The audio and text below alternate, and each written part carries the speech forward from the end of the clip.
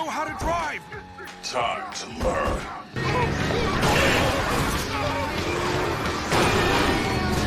Ah, just like the game. At least they are staying true to the source material. Cyberpunk Edgerunners has got to be one of the best, if not the anime of the year.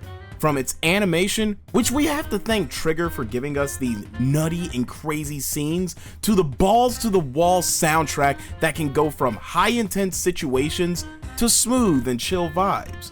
Now, if you were coming into this anime expecting it to be garbage because of the game Cyberpunk 2077, I need you to take all those thoughts and put them in a box and throw it in the sea, because this anime alone reignited my desire to reinstall and replay the game from the very beginning. But this video isn't about that. I just want to get my thoughts out there to you guys about this wondrous gem that came on Netflix. So if you can, be sure to like, comment, and subscribe if you want more videos like this. Okay, so to start off, Cyberpunk Edgerunners is about this kid, David Martinez, who goes to an uppity rich people's school where he is kind of an outcast because of his upbringing. His mother, Gloria Martinez, is a medical technician who is trying to get her son through the school by whatever means she can. Simple plot, right? Right? This is where it gets bonkers. During a random drive, David and Gloria get caught in the crossfire of a drive-by. David's mom somewhat survives, but then just dies while being treated by some back alley looking doctor, and yeah, David becomes an orphan. David decides to modify his body with some military tech that his mom was holding and turned himself into the $6 million man. No, legit, he basically is just the $6 million man. Which in turn leads him to one of the hottest women I've seen in so long. Oh my God. Oh, why is Lucy this fine? Jesus Christ. Like, that woman could rob me and tell me it's my fault. And I would say, yeah, you're right. It is my fault. Anyways, so yeah, Lucy is a cyberpunk thief that David beats, and she takes him to her place. And he gets the crap beat out of him by his new family of sorts, which include Maine, Dorio, Rebecca, Kiwi, and Pilar. Or Pillar. Pilar? Pillar? I don't know. So yeah, I'm gonna be real with y'all. I'm gonna stop right there because I want y'all to experience this show like I did with no knowledge besides this. But I will leave you with this though. I hope you're bulletproof because this shit about to hurt. Now that you guys have an initial idea on how this show is, I can tell you I would watch the mess out of this show once every 6 months or so. And that's a very, very good thing coming from someone like me. Definitely watch this show in dub. I promise you, you don't want to be that bozo weeb guy who thinks, ugh, I'm gonna watch Cyberpunk in sub because it's better. Shut your bitch ass up. But what I can tell you is that Cyberpunk Edgerunners feels like an anime that prioritized English dub before the other languages. After that, you have the fight sequences, which were crazy good. When one of the funniest memes I've seen this month is in regards to a dude who is basically pulling off some Liu Kang Mortal Kombat bullshit in a futuristic setting, you know you got a banger show. And the gunfights were done amazingly well.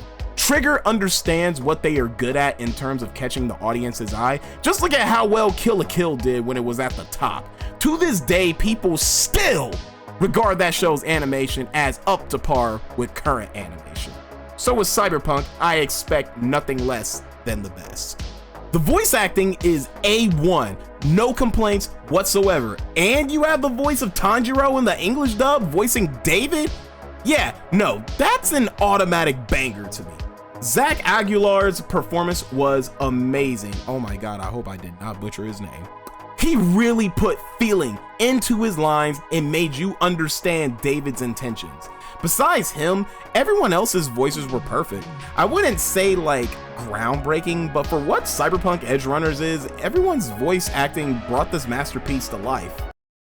Especially my favorite side character in this show, Rebecca's crazy ass! Hey guys! Tip him on his way out!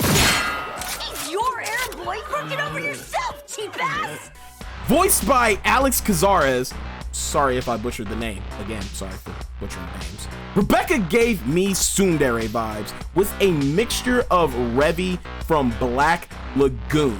My God, was this crazy dynamite of a girl the wildest thing I've seen in this show. I mean, she literally jacked a dude off to get a job done. For someone who could easily have not been a vital part to the show, Rebecca damn near demanded the attention from the audience. Rebecca? Puppy dog eyes, knew I'm a sucker for him, didn't ya? From her crass and vulgar behavior to her insane bullet barrages she goes through when taking on enemies. Other than that, I would need a whole nother video talking about the characters themselves and the impact each of them had on David as a character. The music in this show is magnificent. One of my favorite tracks from the show has gotta be I Really Want to Stay at Your House. The perfect song that encapsulates David and Lucy's relationship throughout the entire series. The fact the song from the actual game came on threw me for the biggest loop, but my God, did it fit the tone for this show hard. Most of the music is very vibey and relaxed too. You could genuinely turn on the OST album for the series and just bang out some work or get some hardcore gaming in with that OST album. Now, yes, there are some tracks that are high intense and meant for like the crazy moments in this show, but almost the entire album just feels and sounds like you are on one of the chillest drug trips you could ever take, and I think that's what makes the music so good. Overall, the story is easily told within a 10-episode span, and I kind of like the idea of this being a separate story because it opens the possibility of another season of Edgerunners that will focus on a new group of people rather than checking in on our current characters. Even though Netflix kind of blueballed us with Stone Ocean, I say that Cyberpunk gave us that release we were looking for as viewers.